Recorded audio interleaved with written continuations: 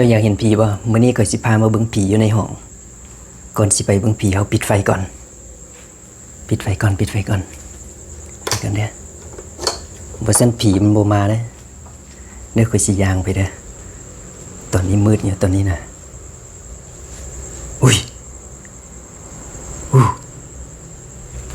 เดี๋ยวถอยออกมาก่อนมันคือเปิดเองผีป่ะเบิ่งเด้อประมาณ15 วิ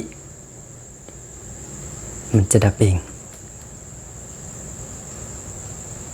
บรรยากาศวังเวงขนาดนี่ดับแล้วเดี๋ยวค่อยๆย่างไปดิว้าวเฉลยบ่แม่นผีเด้อนี่คือดอกไฟกลางคืนมันจะมีเซ็นเซอร์แล้วก็เปิดอัตโนมัติเลยตัวนี้นี่จะเป็นโหมดออโต้มันจะมีโหมดเปิดหุงตลอดแล้วก็ปิดโหมดปิดเปิด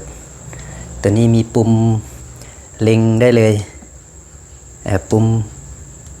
คอยแหงตัวนี้ไฟสว่างกว่า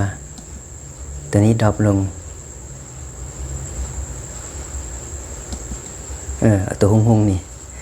โอ้คักเลยนี่ไปใส่ในห้องนี่บรรยากาศโคตรคักเลยเวลาเรา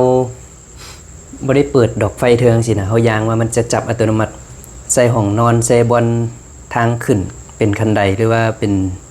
ห้องน้ำบางสิบอนที่ไฟบ่ถึงนะโคตรคักเลยนี่มาเบิ่งหน้าตามันว่าเป็นอะไรนี่จะประมาณนี้น้อยๆลูลาสไตล์โอ้คักขนาดสามารถออกมาได้ตัวนี้นี่จะเป็นแผ่นอันนั้นเด้อแม่เหล็กมันจะดูดตัวเบื้องหลังมันจะเป็นกาวติดโคตรแน่นข่อยแกะออกบ่ได้ละติดแน่นโคตรแล้วก็เอามาติดปะจังซี่ลองเอามาเบิ่งนะนี่มันจะมีปุ่มปิดเปิดอยู่นี่อันนี้ปุ่มปรับเป็นความสว่างของมันตัวนี้ถ้าว่าเราดรอปไฟค่อยๆลงนี่มันจะได้อยู่ประมาณชั่วโมงกว่าถ้าเปิดไฟต่อเนื่องแต่ถ้าว่าเปิดต่อเนื่องถ้าใช้ตัวไฟสว่างนะใช้ตัวสว่างสุดนี่จะกุ้มประมาณ1 ชั่วโมงเท่านั้นอันนี้เราสามารถเปิดออโต้ปะไว้เลยก็กุ้มหลายคืนค่อยเปิดปะอยู่นี่ก็2 คืนแล้วก็ยังบ่ทันหมดประมาณนี้กระเจ้าก็จะให้มาเป็นสายนึงแล้วก็จะมีอันนี้คู่มืออันนี้บ่แพงเนาะ200-300 บาทก็พอใส่อยู่เลยครับเอาไปตกแต่งเฮือนตกแต่งห้านเด้ออยู่ห้านอาหารหรือว่าอยู่พับอยู่เทคอยู่บาร์อยู่หยังก็แล้วแต่บนสถานที่ที่ว่าท่องเที่ยวก็ได้งามๆแบบไปใส่แต่ละมุมนี่โอ้คักเว้ยไฟนี่เขาก็สร้างผลิตมาเนาะ